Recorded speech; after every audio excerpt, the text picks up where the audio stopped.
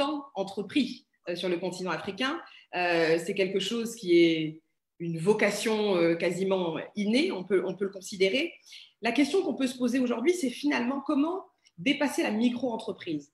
Comment changer d'échelle pour voir émerger dans tous les secteurs stratégiques de véritables afro-championnes continentales. Yacine. Ben, écoute, je crois qu'en fait, c'est plutôt ça la nouveauté. Et c'est surtout d'utiliser les mécanismes de financement, les mécanismes d'accompagnement qui existent pour les entreprises pas forcément conduites par des femmes, en injectant les ressources à long terme pour le faire. Et par exemple, je prends un exemple d'une initiative qui est assez intéressante.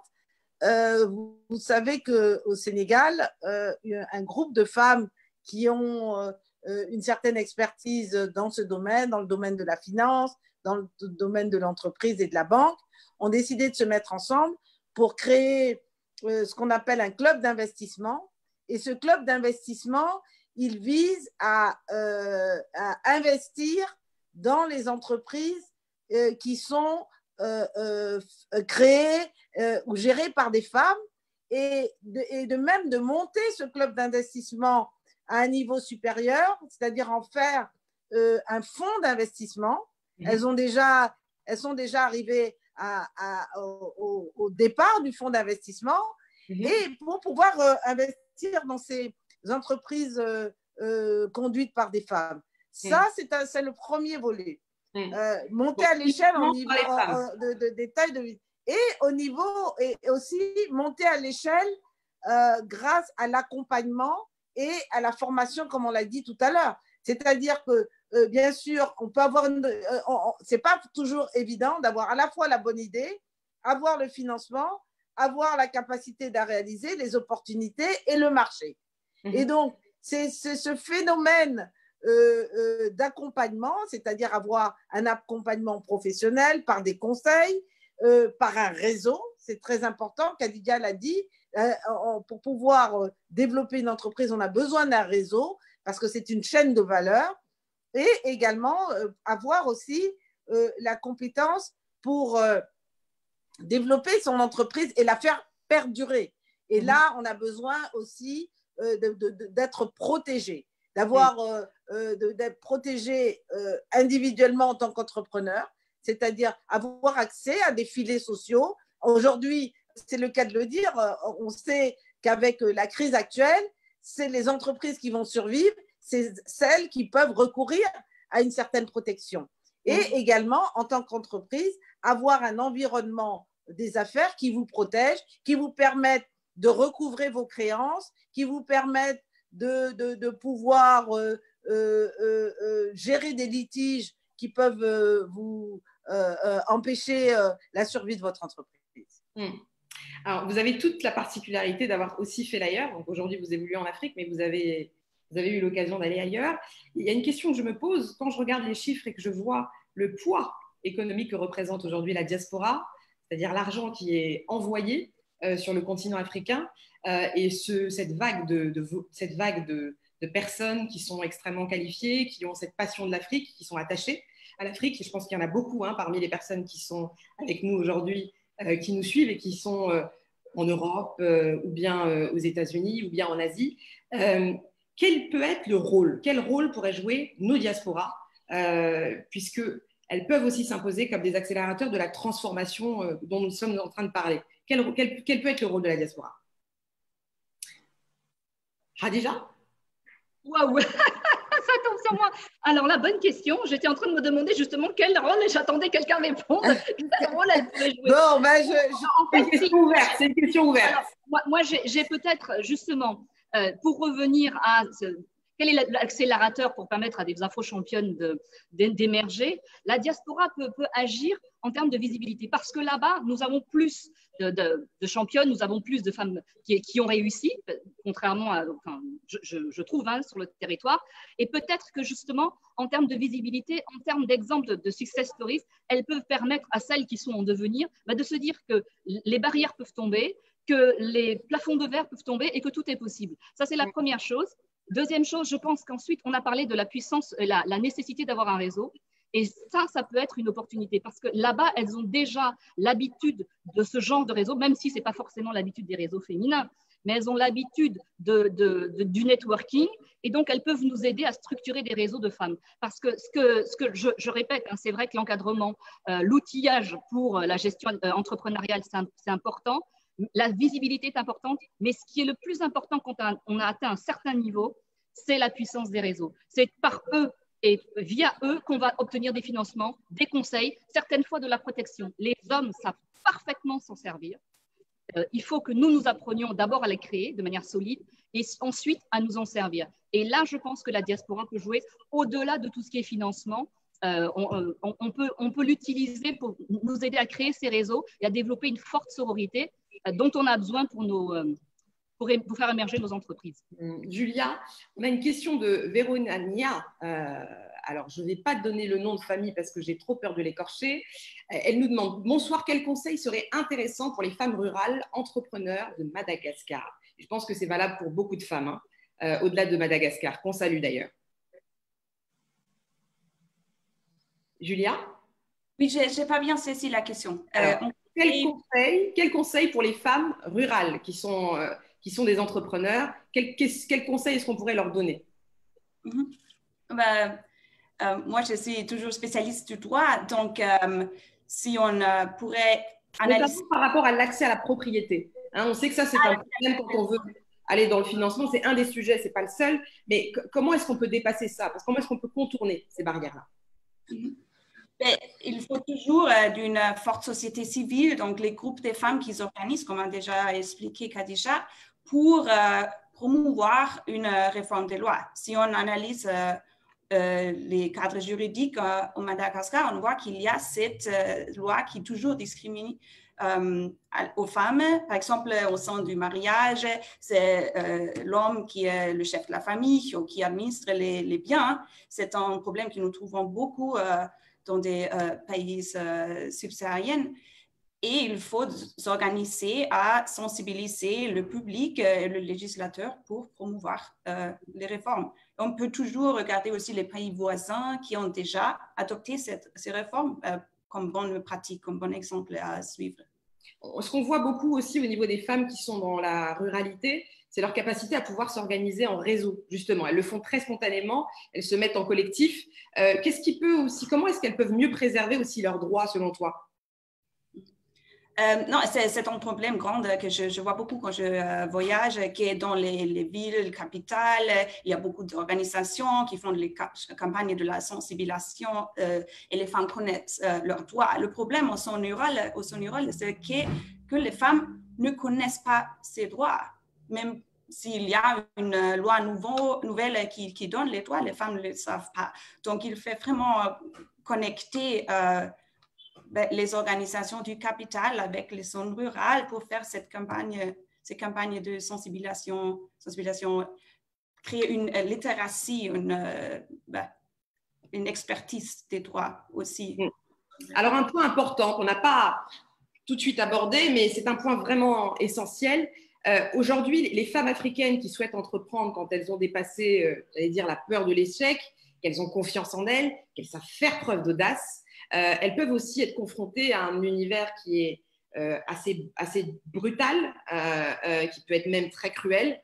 On parle aussi de la place et du rôle des hommes dans la progression, l'évolution de ces femmes entrepreneurs. Qu'est-ce que vous pouvez donner comme conseil à ces femmes qui aujourd'hui sont confrontées aussi à ça? Et j'ai, dans les témoignages que je vois, une dame qui parle d'environnement majoritairement dédié aux hommes, rongé par la corruption et le népotisme. Ceci rend difficile d'obtenir le premier coup de pouce dont tout nouvel entrepreneur a besoin de nos jours. Qu'est-ce qu'on peut lui dire?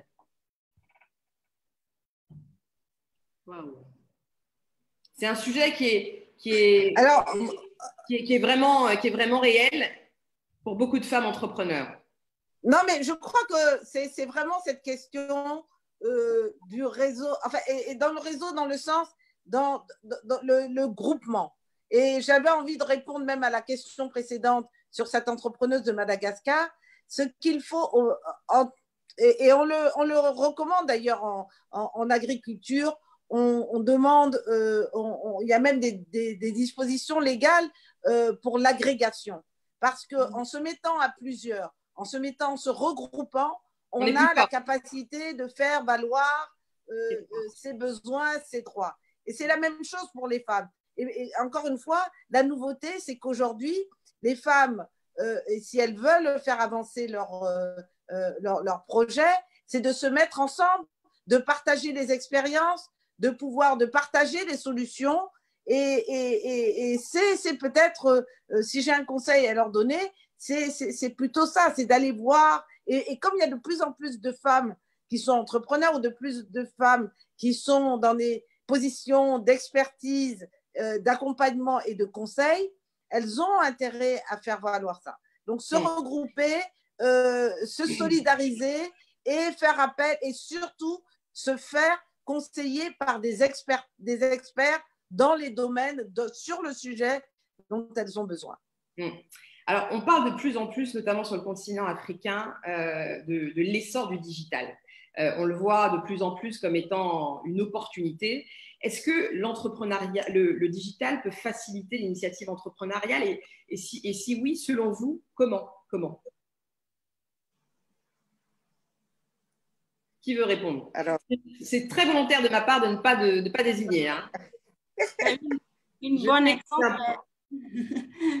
exemple que j'ai vu, c'est que la digitisation, l'entrepreneuriat digital, ça permet aux femmes de travailler du foyer. Donc, je pense que c'est une bonne pratique parce que dans les zones un peu plus conservatrices, où il n'est pas bien vu que les femmes sortent de la maison, elles peuvent créer une entreprise, comme Khadija a déjà expliqué beaucoup des exemples, digitalement, du foyer. Oui, donc on peut plus facilement entreprendre, plus facilement initier des choses en étant à la fois depuis la maison, en gérant la famille, en travaillant. C'est plus facile. Et plus flexible. Non, mais puis atteindre des marchés plus lointains. Si vous êtes, grâce au digital, vous pouvez être basé à Abidjan, à Cocody et vendre à Chennai en Inde. Et donc, élargir un réseau, élargir votre marché. Ça, c'est un élément important. Ça permet effectivement de pouvoir disposer et vous-même vous informer de manière plus facile et plus large sur vos prospects, sur l'évolution, les innovations. Et donc, effectivement, il est clair que le digital est un vecteur de développement pour un entrepreneur. Un bel exemple de ça, il y a une structure, je crois, qui s'appelle Matudi et qui fait des montres africaines. Et j'ai eu l'occasion d'échanger avec la femme qui a l'initiative de ça. Et elle me disait, je suis dépassée par les commandes. Je suis dépassée. On nous commande en Chine, on nous commande en France, on nous commande au Canada. Et aujourd'hui, on a tellement de demandes juste en étant présent sur le net, donc en ayant une visibilité sur le net et via le bouche à oreille, et des gens qui se prêtent au jeu et qui prennent des photos, on est dépassé par la demande. Donc, je pense qu'effectivement, Yacine, ce que tu dis, ça marche. Ça fonctionne. Donc je t'entends pas. Si je peux me permettre d'ajouter, Seynabou, tu m'entends? Oui, c'est bon, vas-y. Voilà. Donc, pour résumer, effectivement, ça marche. Et ça marche de deux façons. Ça marche parce que ça offre, qu'on soit au fin fond de la campagne, d'un village ou en ville, ça offre une visibilité que normalement, on n'aurait pas pu avoir, qu'on aurait eu du mal à avoir. Et ça offre aussi une perspective pour toutes celles qui sont, comme disait Julia, au fin fond des campagnes, ça rompt l'isolement. C'est beaucoup plus facile. C'est un outil qui est facile, par exemple, pour les femmes, parce que ça permet de parler plus facilement, tout ça, d'échanger. Et donc, quand on parlait de réseau, de sororité, de soutien, ça permet d'initier et d'entretenir ça. Et ça rompt l'isolement. Moi, j'ai vu des cas au Kenya, où des agriculteurs et agricultrices, et c'était quelque chose qui avait été développé par une femme, pouvaient entretenir leur bétail, avoir des formations, même quand ils étaient illettrés, à travers des applications et à travers des téléphones basiques. Ça n'était pas possible il y a 20 ans, ce n'était pas possible il y a 10 ans. Aujourd'hui, c'est possible. Ça veut dire que des femmes en milieu rural vont pouvoir recevoir des informations, des formations via ce genre d'outils de manière un petit peu simplifiée. Et puis surtout, elles vont pouvoir s'organiser via ce type d'outils et avoir de la visibilité. Donc oui, c'est un formidable accélérateur. Alors, transition parfaite. Merci à toi, Khadija. La crise que nous sommes en train de traverser actuellement, partout, c'est une crise planétaire, nous amène aussi à reconsidérer nos choix, nos ambitions, nos aspirations profondes, qu'elles soient personnelles ou professionnelles. Quelle place pour les intrapreneurs? Là, on a beaucoup parlé des femmes qui initient, qui créent leur entreprise, mais il y a aussi beaucoup de femmes qui sont dans des entreprises, dans des organisations et qui ont ça dans le sang. Elles voient des problématiques et elles ont envie de porter des projets, des fois en restant dans leur organisation. Alors, est-ce que vous pourriez aussi peut-être donner, je pense notamment à Yacine, parce que toi, tu es dans une organisation et je sais qu'en parallèle de ça, tu fais beaucoup de choses. Est-ce que tu pourrais leur partager quelques conseils pour leur permettre de poursuivre et de les encourager d'ailleurs à le faire, à se lancer dans l'entrepreneuriat? Déjà, en tant qu'Africaine, les besoins de notre continent sont énormes et sans limite. Il y a des domaines très importants dans lesquels on peut intervenir. On a aussi le fait qu'en dehors de sa vie professionnelle, on doit contribuer à la société civile. Et donc, je pense qu'il est très important de s'engager. C'est une manière en tant que professionnel, en tant qu'entrepreneur, en tant que citoyen, du monde, parce qu'on est confronté à des problématiques qui sont importantes, le changement climatique, la promotion évidemment des femmes, l'éducation, le développement de son pays, l'évolution de la société. Et donc, je crois que chacun, dans son rôle, dans sa vie professionnelle, doit pouvoir faire preuve de solidarité et d'engagement pour tous ces problèmes qui nous touchent en tant qu'individu, aussi bien que ça nous touche en tant que personne dans une entreprise. Et donc, c'est ce qu'on fait. Et puis, une autre chose aussi, c'est que, en tout cas, surtout pour l'Afrique, l'innovation, la créativité, c'est très important. Et tout le monde a la capacité, selon ses compétences, selon son savoir, selon son expérience, de contribuer à innover dans notre pays, sur notre continent. On en a besoin et je crois que ça aussi, c'est très important. Et enfin, un autre domaine, c'est la transmission. C'est pouvoir transmettre son savoir, transmettre son expérience à ses proches, mais peut-être à d'autres personnes qui sont un peu plus loin. Alors, question adressée à vous, mesdames représentantes d'institutions qui financent aussi le développement du continent. Le Covid a révélé des talents féminins dans le domaine du numérique, des technologies dont on parle là, pour apporter des solutions locales. Pas que, Seynabou. Pas que, mais aussi.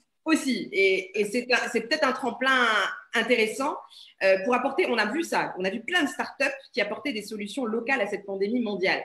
Que font les structures comme la BAD, comme la Banque mondiale, pour faciliter l'entrepreneuriat féminin dans les secteurs technologiques et aussi scientifiques? Ben écoutez, je vais commencer, Julie. Nous avons effectivement des programmes qui visent d'abord à former. On a des initiatives qui visent justement la formation des jeunes africaines dans le coding, donc la capacité de développer des programmes digitaux. Nous avons des programmes d'accompagnement dans des secteurs, les femmes agricoles. Vous savez que la majorité des ouvriers agricoles sont des femmes. Et c'est pour ça que quand je disais au niveau du Covid, dans le secteur de la santé, on l'a vu,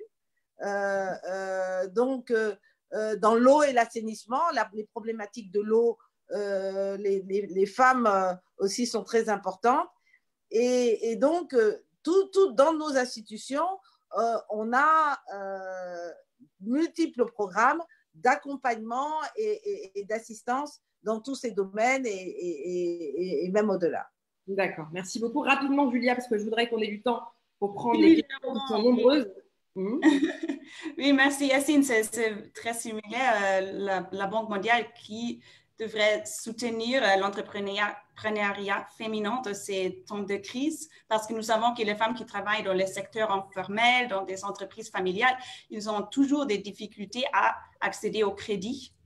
Et mon projet qui a pour but d'informer les discussions politiques et les opérations de la banque, on espère de bouger le législateur pour améliorer les lois pour garantir l'accès aux biens pour les femmes et l'accès au crédit, par exemple, introduire une loi qui interdit la discrimination basée sur le genre quand on accède au crédit. C'est une mesure très importante.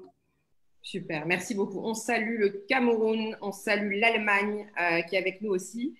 Et enfin, moi, je vous pose cette dernière question avec une réponse, je vous le demande, très brève pour qu'on ait le temps de prendre les questions qui vont suivre.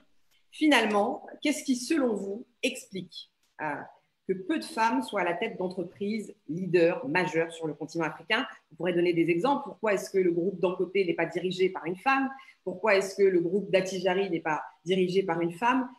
Et pourquoi tous les grandes majeures que nous comptons sur le continent ne sont pas toujours dirigées par des femmes ou initiées par des femmes?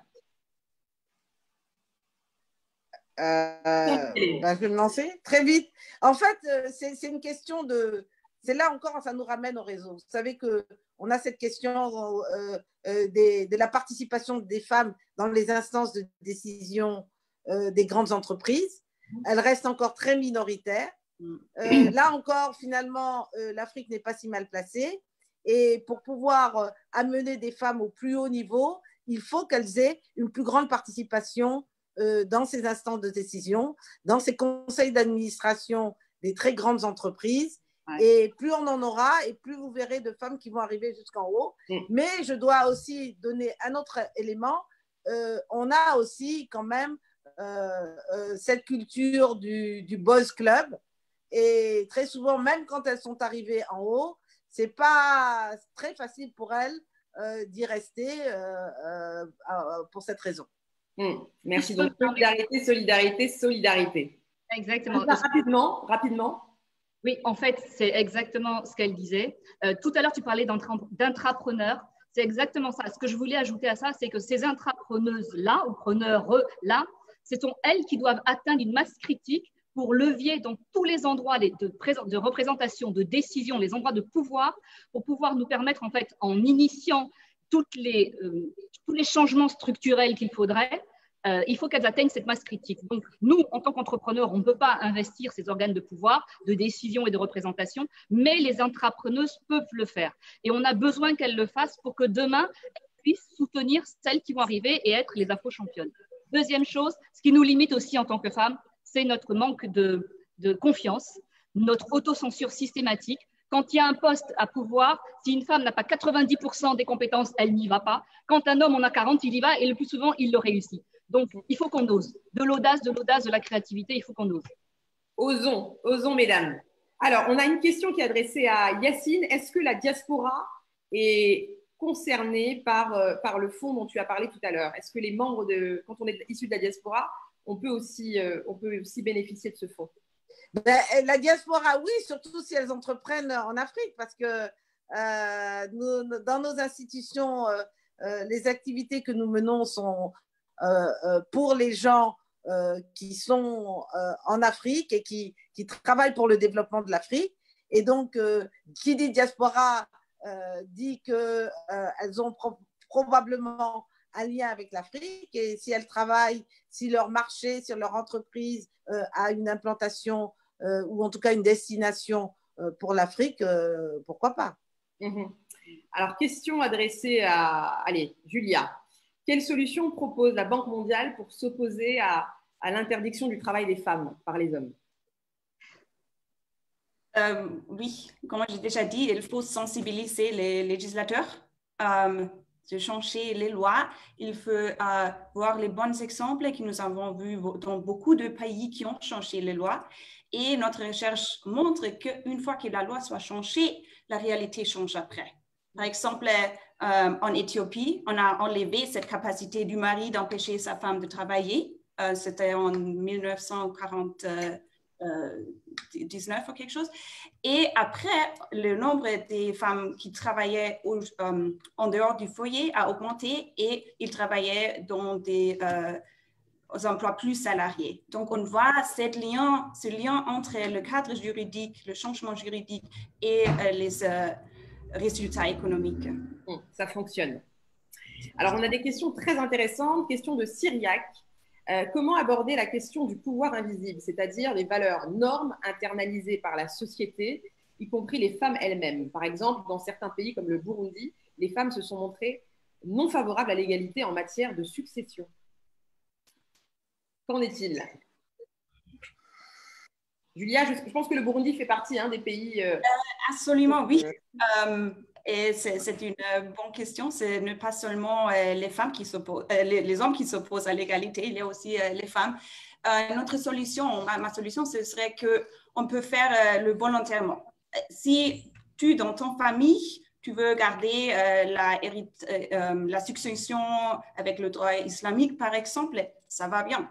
Mais ce ne doit pas être le législateur qui oblige les personnes à le faire. Donc, le législateur, à mon avis, devrait être neutre, égal pour les hommes et les femmes, mais dans ta vie privée, tu peux bien sûr suivre la culture, les préférences. Okay. Bon, et puis l'éducation peut-être. L'éducation, il faut montrer à ces femmes qui renoncent à leur droit de propriété que ça les handicape par rapport à justement la capacité de développer une entreprise, de pouvoir donner des garanties, etc. Oui, exactement. Montrer les liens entre l'accès à la succession, à l'héritage et accès aux biens et la possibilité d'obtenir un crédit. C'est très important que ça dure tout au long de la vie. Donc, ce n'est pas seulement la succession. Alors, question à Khadija. Excusez-moi, je suis désolée parce que je voudrais qu'on puisse avoir… il y a vraiment beaucoup de questions. Question à Khadija. Est-ce que… Bon, et Khadija et peut-être les autres, et question de soins et que je salue au passage, croyez-vous que la crise du Covid risque de ralentir la création d'entreprises ou est-ce une opportunité pour les femmes? Oui, je pense que ça va ralentir un petit peu parce qu'il y aura moins d'opportunités la création d'entreprises. Par contre, oui, c'est une opportunité pour les femmes parce que ça ne veut pas dire qu'il y a moins d'entreprises. Le fait qu'il y ait moins d'entreprises ne veut pas dire qu'il y aura moins d'entrepreneurs femmes. Donc justement, c'est l'occasion parce que les femmes sont en général beaucoup plus créatives et vont à 100% dans leurs projets. C'est l'occasion pour elles d'émerger parce qu'elles seront plus visibles. Et c'est toutes les solutions intelligentes actuellement, et les femmes en ont beaucoup, elles sont porteuses de beaucoup de solutions. Toutes les solutions intelligentes seront celles qui seront visibles et seront celles qui seront adoptées. Donc, c'est une opportunité, c'est une fenêtre qui s'ouvre pour tous les entrepreneurs, je vais y arriver, pour se montrer et faire valoir justement leur créativité. Juste parce que c'est important pour moi, je voudrais ajouter sur le sujet précédent, et je viens de l'oublier, de quoi on parlait tout de suite. Juste avant, c'était quoi la question juste avant? Le droit des femmes.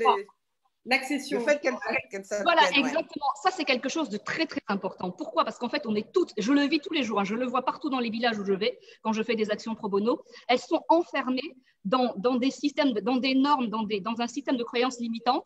Elles ne voient pas, elles manquent d'éducation et d'instruction, et donc elles n'ont pas d'esprit critique. Donc, c'est facile de les convaincre d'accepter n'importe quoi.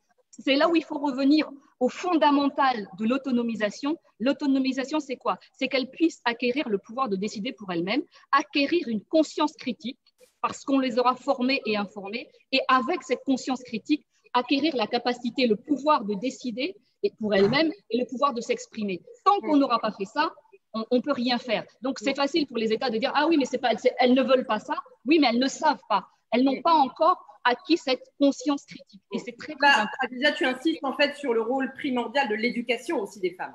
De l'information et de l'éducation. D'où le travail monstrueux que nous avons en tant qu'organisation, que ce soit la Banque mondiale ou la BAD, pour les former, pour leur apporter cette capacité de conscience critique et cette capacité d'expression des décisions. Tant qu'elles ne l'auront pas, on ne pourra pas faire autrement. Dernière chose, la sensibilisation est très importante parce que de toute façon, on vit dans un monde fait par des hommes pour des hommes. Donc, si on ne sensibilise pas les hommes, on ne pourra pas faire l'économie de la collaboration avec eux. Il faudra de toute façon les sensibiliser. Il faut éduquer nos fils, parce que ça commence là. Il faut sensibiliser nos maris. Il faut mettre en demeure nos gouvernements.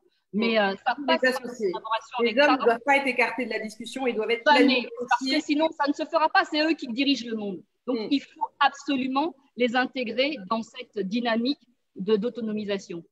Nos fameux Ifanchi, et ils sont nombreux, hein, on les salue au passage. Je pense à Amadou Dia au Sénégal, Amadou Dia qui fait beaucoup de choses aussi. Et ils sont très, très, très nombreux, hein, vraiment très nombreux. Donc, on les salue, on les remercie, on les encourage à continuer et à aussi partager cette bonne parole auprès de leurs enfants, de leurs garçons.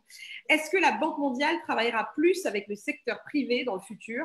Car souvent, les entrepreneurs n'ont pas accès aux fonds si ça passe par les structures étatiques. La question directement adressée à Yacine Fall, et c'est Touti, une entrepreneure au Sénégal qui est dans le design et qui est aussi à l'initiative d'Atelier 241 qui t'adresse cette question.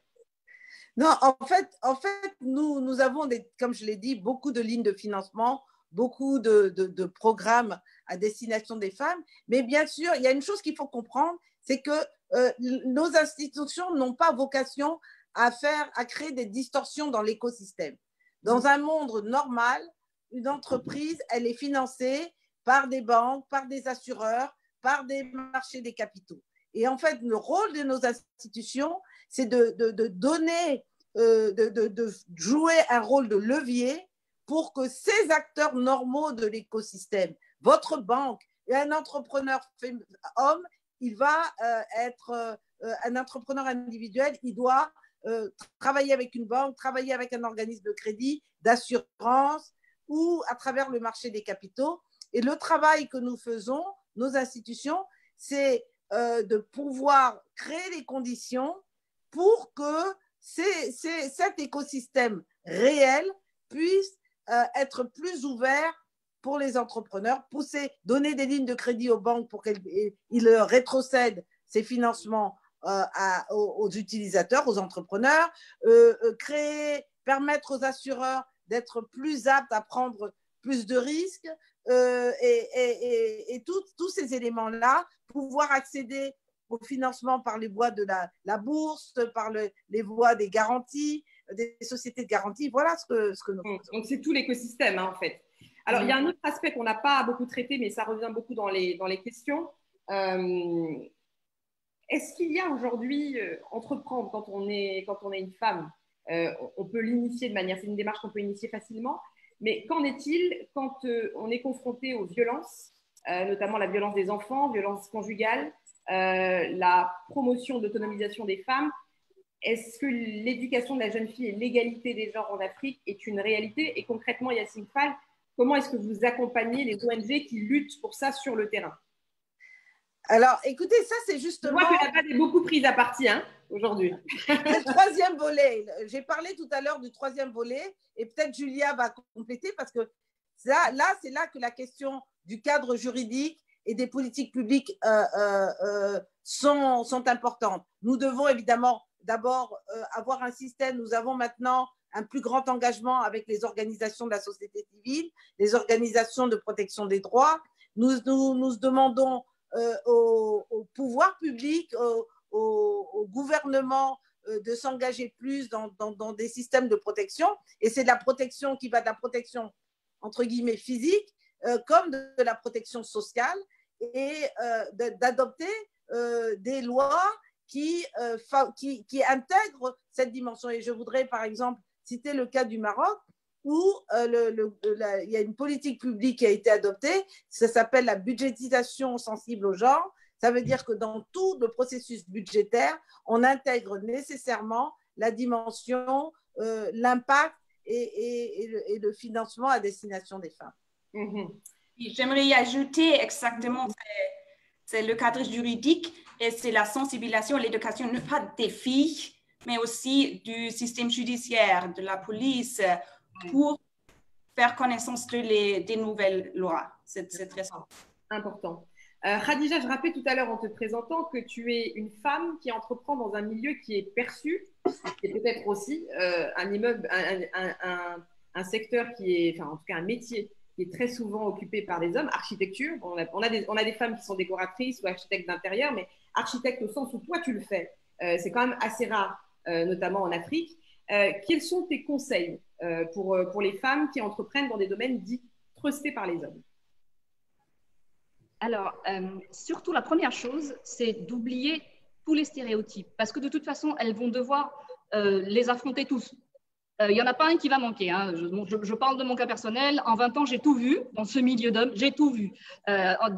Des remarques qui ne semblent pas, comment dire ça, des attaques, mais les personnes qui les font ne savent même pas qu'elles sont en train de vous insulter. Mais bon, c'est comme ça, jusqu'au harcèlement sexuel, j'ai tout vu. Le fait que certains hommes sur les chantiers ne veulent pas vous serrer la main, ça. Donc, à un moment donné, il faut faire abstraction de tout ça. Il faut juste se focaliser sur ce qu'on veut et ce qu'on est et qui on est. Être parfaitement aligné et cohérent avec soi-même. Moi, c'est ce qui m'a sauvée. J'ai une forte personnalité, ça m'a beaucoup aidé, j'avoue. Mais il faut traverser tout ça en ayant des œillères. C'est le seul moyen, parce que si on est trop sensible, si on fait attention à tout ça, on s'arrête très, très vite. Et j'ai vu malheureusement de nombreuses femmes s'arrêter parce qu'elles étaient trop réceptives à toutes les critiques, à toutes les remarques, à toutes les attaques. Il faut juste se concentrer, se focaliser sur notre objectif, en fait, hein, qui est de construire et de laisser tomber tout le reste. Et surtout, dans un milieu d'hommes, c'est le plus fort qui gagne. C'est bête à dire, mais c'est le plus intelligent aussi. Donc, il faut être une femme forte et une femme intelligente. Donc, c'est le seul conseil que j'ai à leur donner. Audacieuse, ça veut dire oser tout, ne pas se donner de limites et ne jamais se laisser impressionner. Et figurez-vous que ça marche. Quand quelqu'un vous crie dessus, si vous aboyez plus fort que lui, en général, il rentre l'accueil, il s'en va. Donc, c'est exactement ce qui se passe dans ces milieux d'hommes. La plupart du temps, ils ont plus de bouche, comme on dit chez nous, que de courage. Donc, il ne faut pas avoir peur. Non. Il ne faut pas avoir peur de s'imposer. Il faut transcender sa peur. Il faut être audacieuse. Ça revient à la même chose que tout à l'heure. L'audace, la créativité dans tout. Ça vous permet de traverser tout ça sans problème. Merci beaucoup, Khadija. Dernière question qu'on va prendre.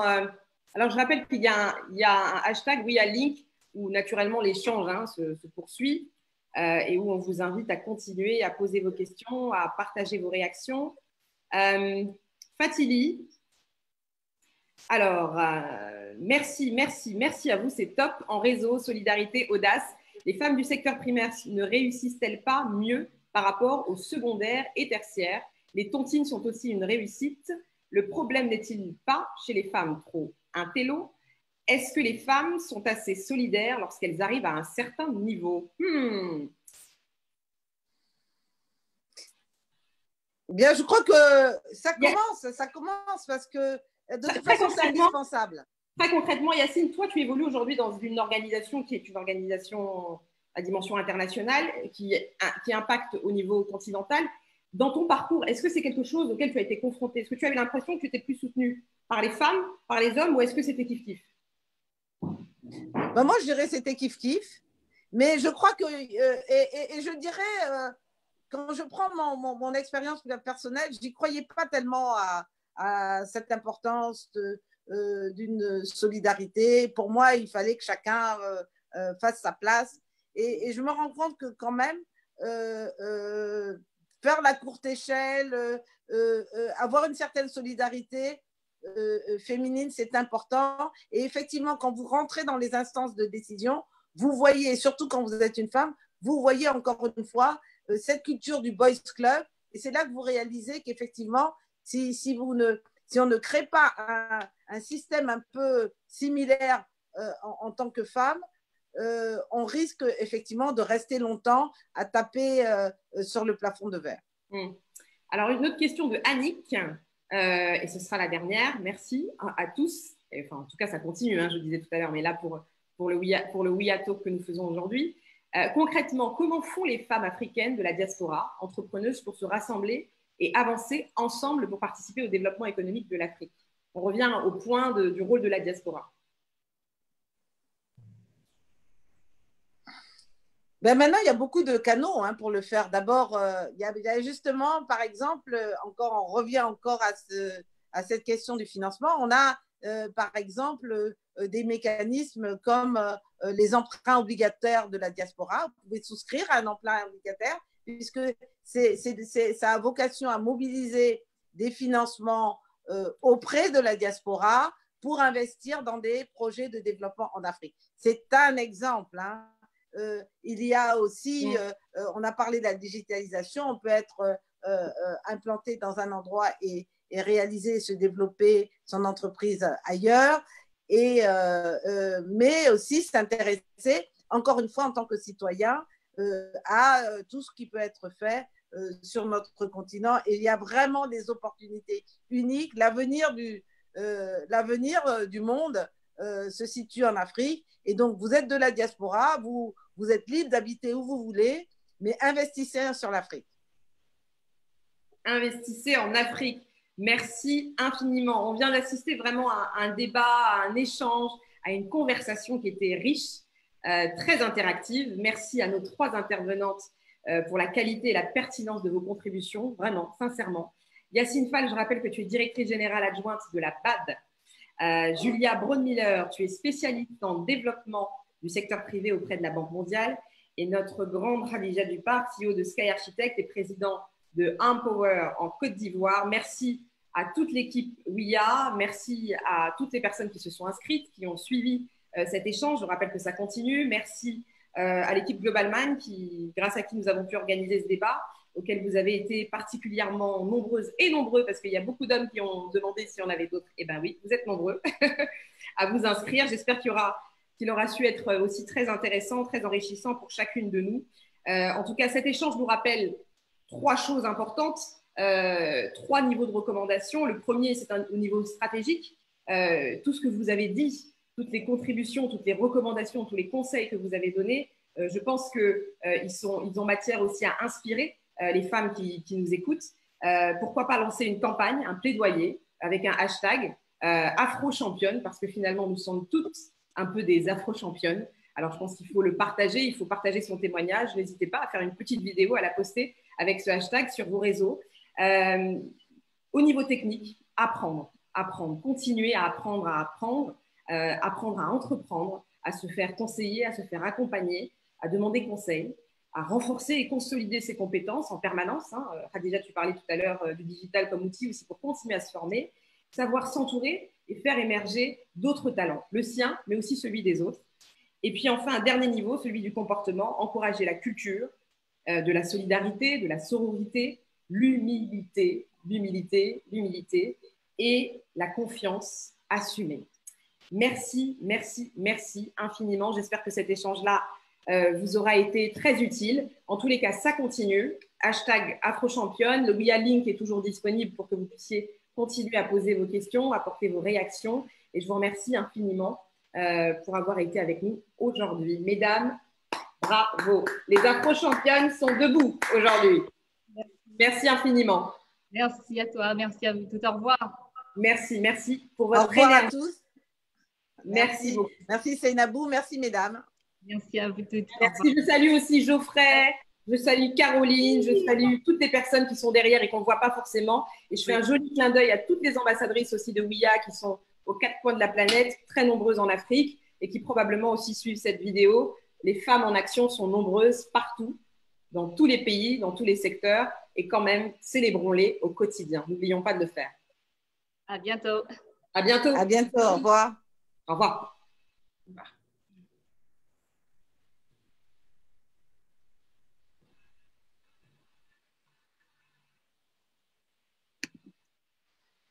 Ouf. Bon.